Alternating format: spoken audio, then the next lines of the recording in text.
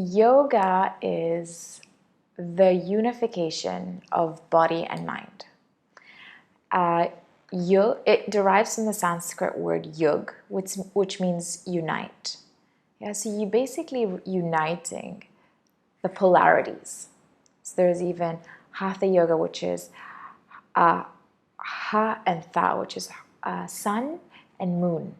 Basically the yin energy, the yang energy, the hot, the cool, the active and the relaxation, the parasympathetic nervous system and the sympathetic nervous system. So the accelerator and the brake, what we're doing is we're harmonizing.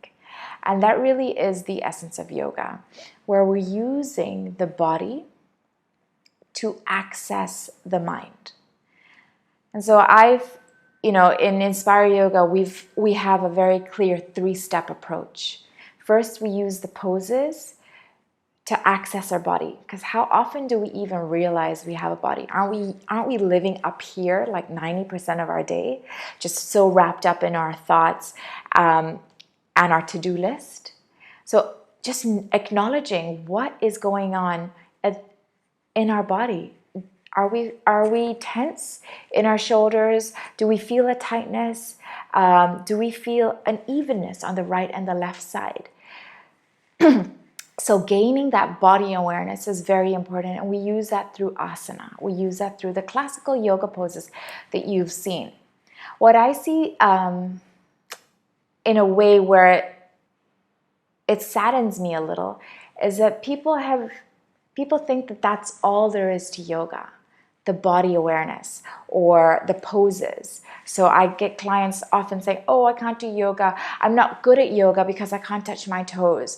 Oh, I can't do yoga. I would never be good at yoga because I can't balance on my head. And that's really not the point. We're not using the body to glorify a pose. If that was the case, we'd all be in a circus by now, right? It would be acrobatics. But the point is we're using the body in whatever way or form so that we can be comfortable to be still. That's why every yoga class ends with shavasana, ends with that relaxation, because they say that is the hardest pose.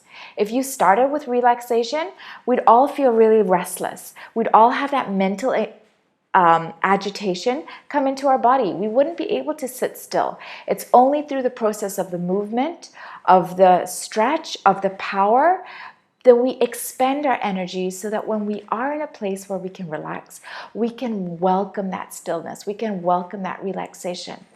But then what do we do next? We don't stop there. Once the body is still, that's the gateway. That's the gateway to start noticing a little bit deeper. And that's the second step. We start to notice our breathing.